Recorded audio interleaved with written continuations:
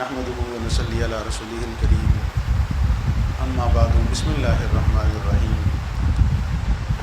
قال النبي صلى الله عليه وسلم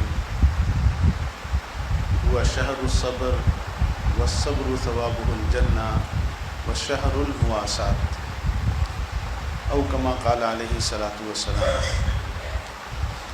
حضور نبی کریم صلی اللہ علیہ وآلہ وسلم نے ماہ رمضان سے متعلق فرمایا کہ یہ صبر کے مہینے کے ساتھ ساتھ یہ غمخواری کا، ہمدردی کا بھی مہینہ ہے۔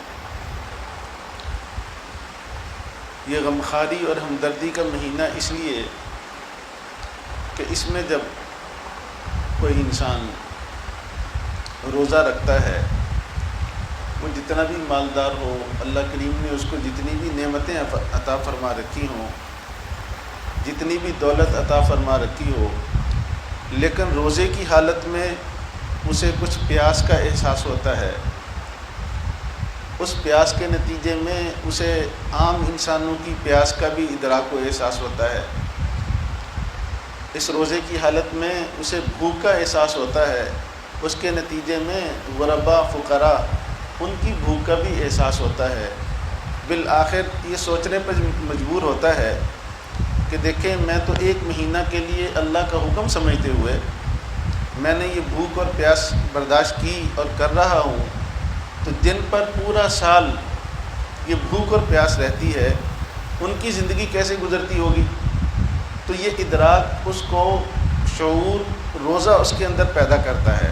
اس لیے آقا کریم صلی اللہ علیہ وآلہ وسلم ارشاد فرما رہے ہیں، شہر المواسات، یہ غمخواری، ہمدردی کا مہینہ ہے۔ اس سے جذبات انسان میں غمخواری کے، ہمدردی کے پیدا ہوتے ہیں، اور یہ ہمدردی اور غمخواری دوسرے مسلمانوں کی کتنا عظیم الشان عمل ہے۔ آقا کریم صلی اللہ علیہ وآلہ وسلم نے ارشاد فرمایا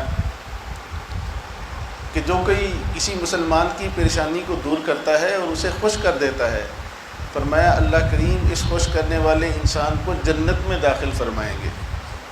اور دوسری روایت میں فرمایا کہ جو کوئی مسلمان کسی مسلمان کی حاجت براری کے لیے اس کے ساتھ چلتا ہے، اس کی حاجت میں مصروف ہو جاتا ہے، فرمایا اللہ جل جلالہ اس کی حاجت براری میں مصروف ہو جاتے ہیں۔ گویا کہ جو دوسروں کی حاجتیں پوری کرتا ہے، کوشش کرتا ہے، اللہ اس کی حاجات کو پورا کرنا شروع کر دیتے ہیں۔ اور فرمایا کہ جو کسی دوسرے مسلمان کی پریشانی کو دور کرتا ہے، تو کل قیامت کو اللہ کریم اس کی ایک بڑی پریشانی دور فرما دیں گے اس کے نتیجے میں۔ اور ایک جگہ تو فرمایا کہ کسی مسلمان کی حاجت پوری کرنا، حضرت عبداللہ بن عباس رضی اللہ تعالیٰ عنہ سے مروی ہے، کسی مسلمان کی حاجت پوری کرنا، فرمایا 10 سال کے اعتکاف سے بہتر ہے۔ ایک انسان 10 سال اعتکاف کرتا ہے اور دوسرا مسلمان کسی کی ضرورت میں اس کے کام آ جاتا ہے، اور اس میں اس کا کوئی مفاد نہیں ہوتا، صرف اللہ کے لیے کام آ جاتا ہے، تو یہ اتنا عظیم الشان عمل ہے۔ تو عرض کرنے کا مقصد یہ ہے کہ اس رمضان میں روزے کی حالت میں کچھ نہ کچھ اللہ تعالیٰ یہ درد عطا فرماتے ہیں مسلمان کو، روزہ دار کو، کہ میرے دوسرے مسلمان بھائی، ان کی کوئی حاجت، ان کی پریشانی کسی انداز سے میں اس کے دور کرنے کا ذریعہ بن جاؤں۔ اللہ کریم عطا فرماتے ہیں، بہت سارے مسلمان ہیں، اور یہ کام تھا تو در حقیقت ہم مسلمانوں کا، اب اس کو سنبھال لیا ہے کافروں نے۔ وہ کافر کیا؟ انسانیت کی ہمدردی کے نام پر وہ میدان میں آتے ہیں، ملکوں میں آتے ہیں، وہاں انسانیت کے ساتھ ہمدردی کرتے ہوئے ان کا ایمان بھی لوٹ جاتے ہیں۔ اس زمانے میں جو سب سے بڑی ارتدادی سرگرمیاں ہیں، یہ بڑی بڑی NGOs فلاح انسانیت کے عنوان سے آپ اگر دیکھیں گے تو ان کی تردیدی سرگرمیاں ہیں، مسلمانوں کو مرتد کرتے ہیں، مسلمانوں کا ایمان لوٹتے ہیں۔ تو یہ کام ان کا نہیں تھا، یہ کام میرا اور آپ کا، آپ کے نبی صلی اللہ علیہ وآلہ وسلم نے کیا، ہمارے کرنے کا کام ہے۔ جتنا ہو سکے انسان کو اس کا اہتمام کرنا چاہیے کہ میں دوسروں کے کام آ جاؤں، جتنی حیثیت ہے۔ تو ہر مسلمان اپنے دائیں بائیں دیکھے۔